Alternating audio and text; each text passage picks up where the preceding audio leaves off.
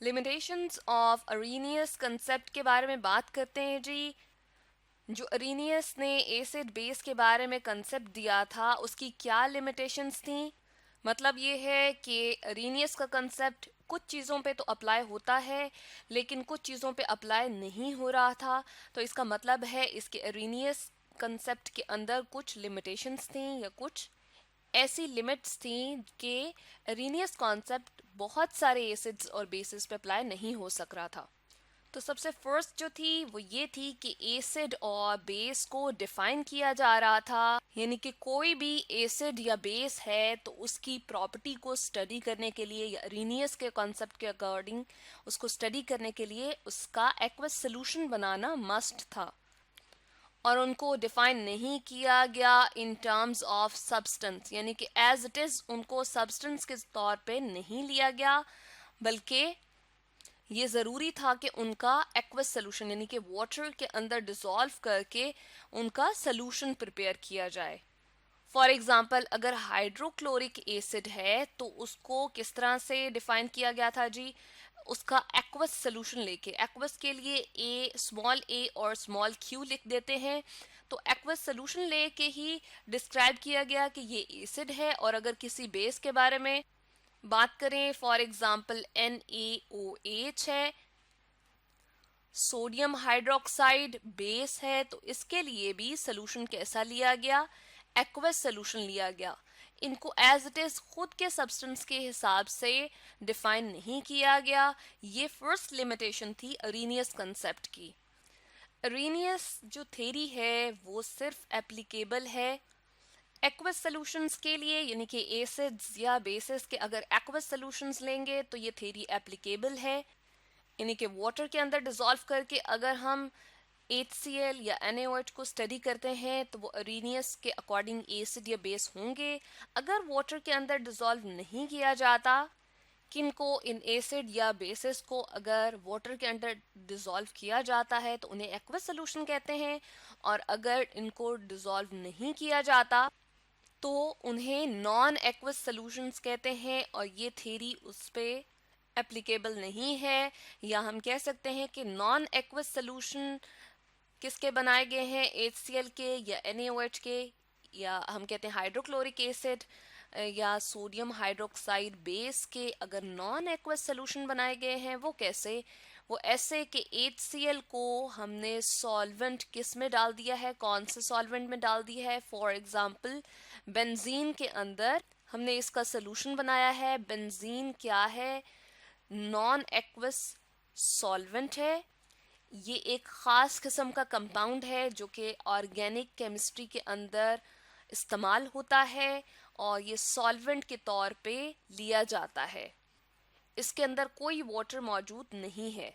तो sodium hydroxide को भी अगर इस बेंजीन के अंदर लें या HCl को भी इस बेंजीन के अंदर लें तो ये अरेनियस जो थ्योरी है वो एप्लीकेबल इस पे नहीं होगी। यानी कि नॉन एक्वस सोल्यूशन के ऊपर ये थ्योरी अप्लाई नहीं होती, जबकि एक्वस सोल्यूशन के ऊपर जब हम एसिड या बेस का एक्वस सोल्यूशन ले रहे होते हैं तो ये थ्योरी एप्लीकेबल होती है।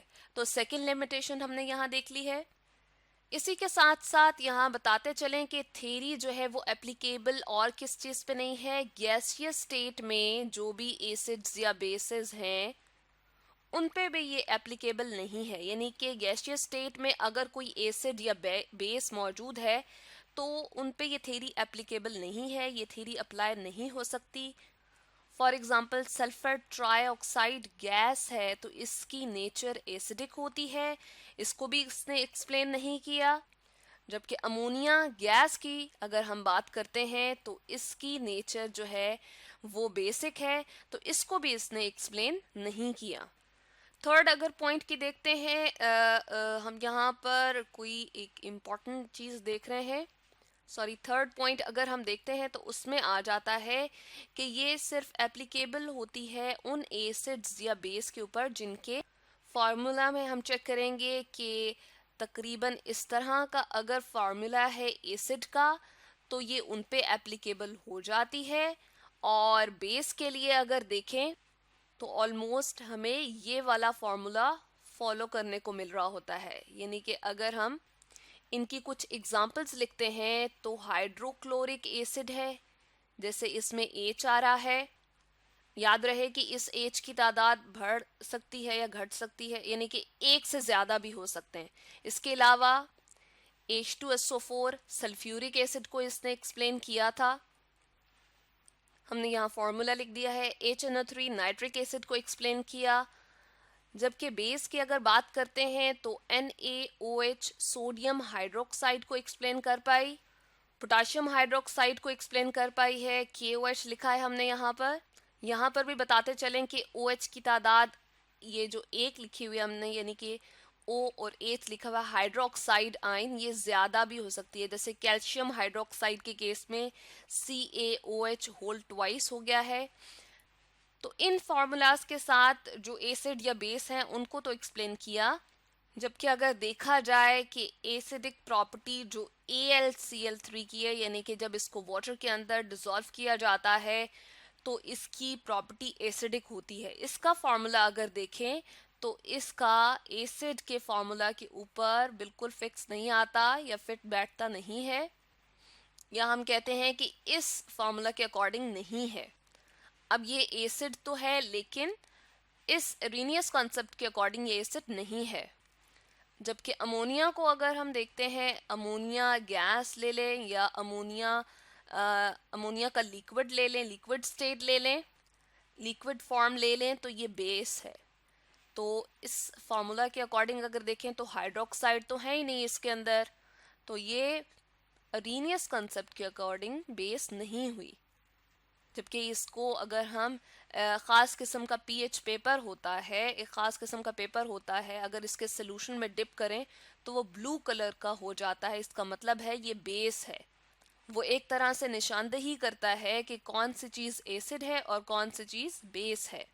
अरेनियस की थ्योरी के अकॉर्डिंग सिर्फ एसिड वो होते हैं जिनके पास H प्लस आइंस हो, या इसके अकॉर्डिंग, इसकी डेफिनेशन के according acid contains H plus ions, उनके पास H प्लस आइंस मौजूद होंगे। जबकि बेस के पास हाइड्रोक्साइड आइंस होंगे, OH नेगेटिव आइंस। जबकि ऐसा नहीं होता। इस ऊपर वाली एग्जाम्पल के ही अकॉर्डिंग अगर हम देख लें तो AlCl3 के अकॉर्डिंग इसके पास जो है वो H प्लस आइंस नहीं है, जब भी ये एसिड ही है। और अमोनिया को अगर देखें तो इसके पास OH नेगेटिव आइंस यानी कि हाइड्रो ऑक्साइड आइंस मौजूद नहीं है, जबकि वो क्या है, बेस है।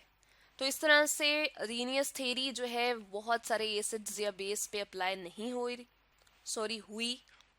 फिफ्थ अगर लिमिटेशन देखते हैं तो अरेनियस थ्योरी के अकॉर्डिंग ये कहा जाता है कि H प्लस आइंस एसिड जब फ्रीली देता है या सोल्यूशन के अंदर मौजूद होते हैं तो वो फ्री हाइड्रोजन आइंस के तौर पे मौजूद होते हैं, यानी कि फ्री आइंस के तौर पे वो मूव कर रहे होते हैं सोल्यूशन के अंदर, एक्वस सोल्यूशन के अंदर। यानी कि वाटर के अंदर जब उस चीज़ का सोल्यूशन प्रिपेयर किया जाता है तो हाइड्रोजन आयंस को ये तस्वर किया जाता है कि वो फ्रीली अवेलेबल हैं, जबकि ऐसा बिल्कुल नहीं होता। एक्वस सोल्यूशन के अंदर ये होता है कि हाइड्रोजन आयंस जो है वो वाटर मॉलिक्यूल के साथ हाइड्रेट हो जाते हैं और किस फॉर्म में एग्जिस्ट कर रहे होते हैं, हाइड्रोनियम आयन की फॉर्म में एग्जिस्ट कर रहे होते हैं। देखें, 2 हाइड्रोजन और ये एक, 3 हो जाएंगे H3O, और ये जो पॉजिटिव चार्ज है ये ओवरऑल यहाँ पर ऊपर आ जाएगा, इसको कहा जाता है हाइड्रोनियम आयन। तो एक्वस सोल्यूशन के अंदर ये हाइड्रोनियम आयन एक्वस सोल्यूशन के अंदर इस फॉर्म में एग्जिस्ट कर रहा होता है। तो इसके साथ हम लिख देते हैं ये एक्वस सोल्यूशन के अंदर इस फॉर्म में आ जाता है। एक्वस के लिए हमने स्मॉल a और Q लिख दिया है, वाटर लिक्विड फॉर्म में एग्जिस्ट कर रहा है और हाइड्रोजन आयन एक्वस सोल्यूशन के अंदर बने थे और फौरन से वाटर के साथ हाइड्रेट हो गए।